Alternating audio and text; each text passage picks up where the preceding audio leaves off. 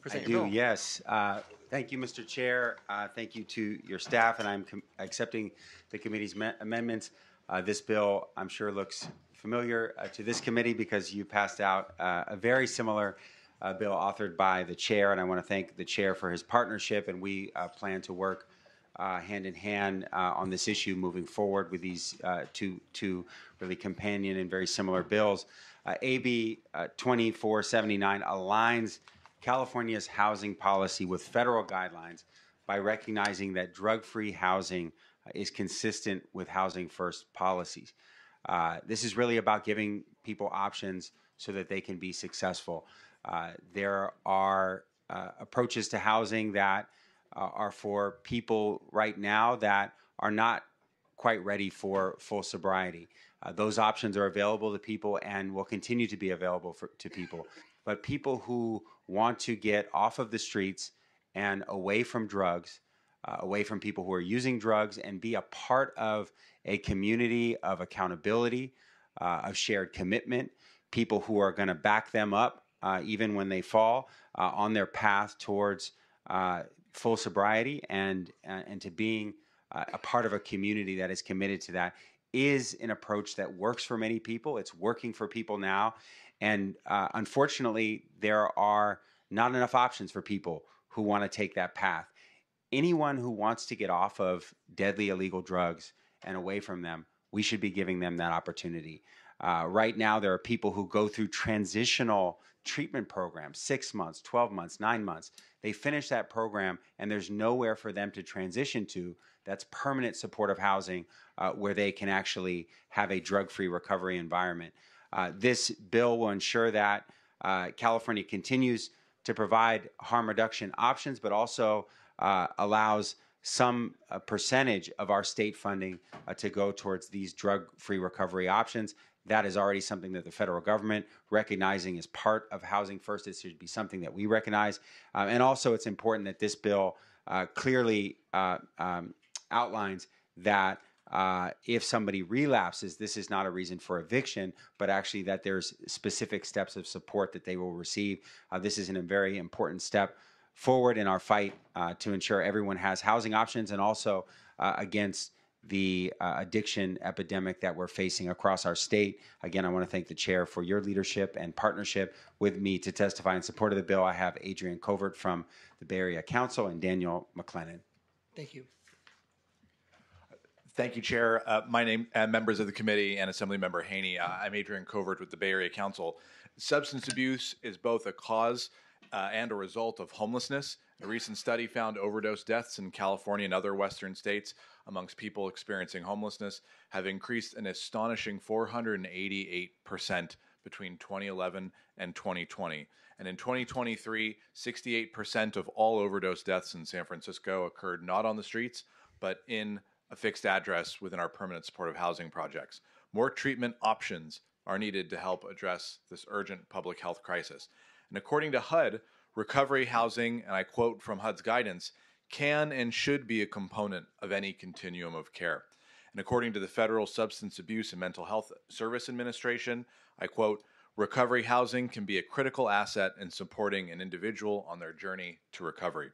Despite clear federal guidance under the Biden administration that recovery housing, when provided as an option alongside harm reduction facilities, is a core component of a successful Housing First model, California's existing Housing First law prohibits the state from funding recovery housing projects and is therefore out of conformity with federal best practices. One tragic consequence of California's existing Housing First law is that it can harm people with substance abuse disorders who seek treatment and recovery by forcing them into housing where drug use is often commonplace and where the dealer is waiting for them outside. AB 2479 would bring California into conformity with federal guidance by allowing up to 25% of state grants within individual counties to support recovery housing projects. And following discussions with the chair, as the author mentioned, the chair and the sponsors are accepting amendments that would task the State Department of Healthcare Services with developing a certification process for recovery housing. And for these reasons, I respectfully request your aye vote. Thank you. All right. Thank you, Chair Ward. My name is Daniel. I'm an addict in recovery and a current resident of a harm reduction facility. What can be said about my time in the SF housing system could fill a dense academic research paper, but 2 minutes is all I have and will do my best to paint a broad picture. I, like so many others, have been placed in a housing unit with many of the most mentally unwell and drug-addicted individuals with zero supervision or rehabilitation services. This is and has been an obvious recipe for disaster. Along with the lack of care, it all but guarantees this tragedy is perpetuated by keeping residents like me continually dependent on this costly system with no hope for treatment goals to aim for. The results speak for themselves. 68% of fatal overdoses occur behind closed doors at these permanent housing facilities, according to the coroner's website. These facilities are places where the most rampant drug uses take place. They are often dirty, lack any modicum of structure, and are often havens for all manner of criminal activity. Without services, it feels like the end of the road. If there are other options available, they are difficult to find or access, especially for those who are mentally ill or in the throes of addiction. We do not need a hand out, many of us need a hand up, but there are almost zero options in terms of rehabilitation and clean and sober living resources. Resources people like me are desperate for, a clean and positive living environment with treatment options. AB 2479 will help expand those options. I respectfully ask for your aye vote. Thank you. Thank you for being here. Are there other members of the public here in support of this item? Thank you. Dylan Elliott on behalf of San Francisco Mayor London Breed in support. Thank you. Are there any witnesses in opposition to this item? Or members of the public wishing to state opposition? Okay, seeing none, we'll bring this back to committee. Member Colra. Thank you, Mr. Chair. I really appreciate the author for bringing this forward as someone that represented thousands of individuals that were charged with drug offenses that were addicts, and we did our best to try to get help for them. But oftentimes, even after successfully completing residential treatment and then not having anywhere to go, quite often those that relapsed or got rearrested, what have you, is because they didn't have stable housing. I mean, if you don't have stable housing, any aspect of your health, whether it's mental health, physical health, substance abuse, it's a pretty tall task to ask someone to be able to be successful in recovery if we don't give them all the tools. And housing is probably the most important tool we can give someone, a stable place to live where they can start to heal and start to work on themselves. And so very grateful that you brought this bill forward. I'd like to move it if it hasn't been moved, and would really appreciate being added as a co-author. Appreciate that, Mr. Colra. Vice Chair. I just want to say this is a really great bill. I think this one thing that this might do is it has the opportunity to expand programs that we know are successful, but might not qualify under existing, state rules and regulations and things like that. And so, and what's great is it's limited in the sense of we're going to be able to know if it's successful or not. And so, I don't know if there's any. Probably not.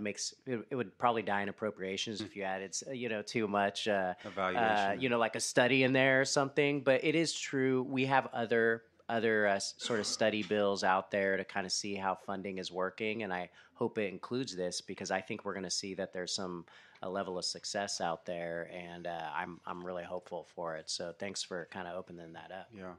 Well. I don't know if this is something radical to say, but we should probably be evaluating every program that we fund in terms of its success. And I think that's part of what is broken now is we're funding a lot of different types of housing programs and such, and we're not assessing whether the people there are not only successful in staying there, but also in taking other steps in their lives, whether that's being able to go back into the workforce or reaching sobriety. We're seeing really shocking levels of overdoses in many of these state run and funded facilities. And that should be a measure and a metric as well. Certainly we shouldn't be funding facilities that are places where many people are dying. That's the worst possible failure. And so we should be assessing and evaluating these types of facilities as well. And again, I do think that they work for many people. They may not work for everybody, but it's about having a choice. And if the choice that someone wants to make is to be away from drugs entirely, we have to support that choice. Thank you. Seeing no other members wishing to speak on this item, I want to thank you for working with me closely to make sure our bills are consistent in the space. But I think your leadership, especially for your constituency in San Francisco, is appreciated. And I would invite you to close. Thank you. Respectfully ask for your aye vote. And again, thank you to you and your staff. Much Thank you, Madam appreciated. Secretary. Please call the roll. Action do pass as amended to the Assembly Committee on Appropriations. Ward? Aye. Ward aye. Patterson? Patterson aye. Grayson? Calra? Calra aye. Lee? Lee aye. Cork Silva? Reyes? Sanchez? Sanchez aye. Wilson? That bill has 5 votes. It'll be out, and we'll hold the roll open for absent members. Thank you. Next, I'm going to extend courtesy to Assemblymember Pellerin, who I know has a scheduling